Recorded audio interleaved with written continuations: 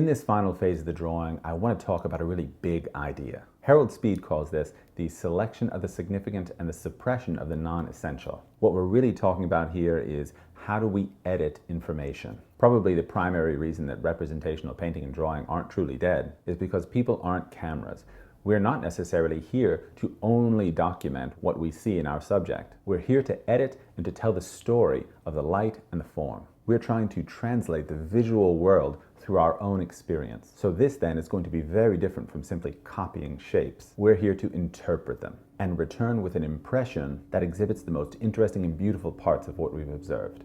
Technically speaking, a lot of what we're going to be dealing with in this stage is going to be values. And the more values that we have in our drawing, the more finely tuned our organization of those values needs to be. In this case, I want to bring up the idea of big planes and how large planes of value indicate form. In a single light source situation, we have in a way a quite simplified idea of how light will hit form, transition across that form, and dissipate into shadow. That is the state that we'll find it in when we look to our source image. What we need to make sure is happening in our drawing is that we are accountably indicating that story of form as well. The thing to look out for here is values that are contradicting your overall large sense of form. This usually takes the shape of very dark values interrupting a light plane, or very light values interrupting a dark plane. Students will look deeply into the shadow, finding reflected lights to be as light as lights on the primary light plane. This is a problem of context, and so we need to keep our eyes really on that big picture. And so we return to this idea of planes and how those big planes have to dominate the story of the form. If we rest for a moment,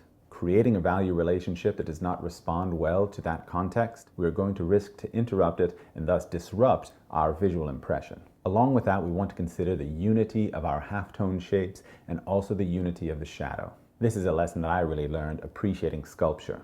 When you look at a great sculpture and you analyze how the light is hitting the form, when a plane descends into shadow or is cast into shadow by another form, the purity of the value that is expressed within that shadow is something I'm almost really envious of. As a 2D artist, I need to use a pencil to recreate that feeling. That sense that the shadows are truly dense and unified, and that the lights sparkle with form and detail. When drawing in the darker areas like the shadow shape and dark halftones, I am more likely to use a softer grade of graphite. This is so that I can make a darker application of value without increasing too much the pressure that I put onto the tip of the pencil. In the lighter areas, of course, I will use harder leads combined with a very similar pressure to achieve results that are lighter and smoother applications of value. This is something that as you get to know your materials and become familiar with graphite drawing to the point that it is a kind of second nature, you will practice yourself without really thinking about. Maybe at this moment, though, it's useful to consciously select your materials to fit precisely their purpose.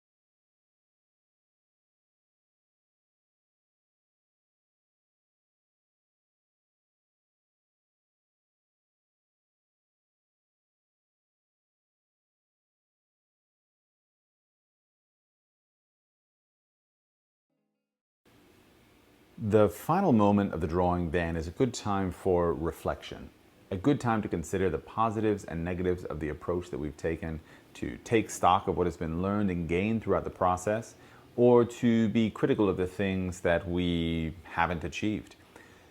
I would also like to stress in this moment, though, that while relatively few artists are really satisfied with the outcome of their work, vision being always so far ahead of execution, I think that it is a mistake to consider that dissatisfaction with one's work is uniformly an asset. As it is with most things, the truth is somewhere in the middle. Taking a balanced view of your own work without bias or too much emotional involvement is, in my opinion, the most healthy way to approach your education. While this Platonic idea of the art-making process would be most suitable, it is also not easily attainable. I would only ask that you keep that in mind when making your final assessments. Something that I like to consider at the end of drawings that is particularly relevant to that moment is to go back over my drawing process and consider if there were things that I would have changed. Would I have put the application of certain concepts in a different order? Would I have rather stayed flexible in my drawing longer? Would I have rather envisioned a drawing with a higher degree of contrast or maybe a lower degree of contrast? These are questions that, in a way, can only be answered now, so let's take that opportunity. Now that you have brought your drawing to a conclusion, your assignment is to essentially rinse and repeat.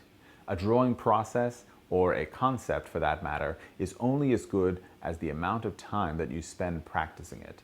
Simple things like organizing shadow and light are only fully realized in their greatest sense of utility after many, many drawing experiences.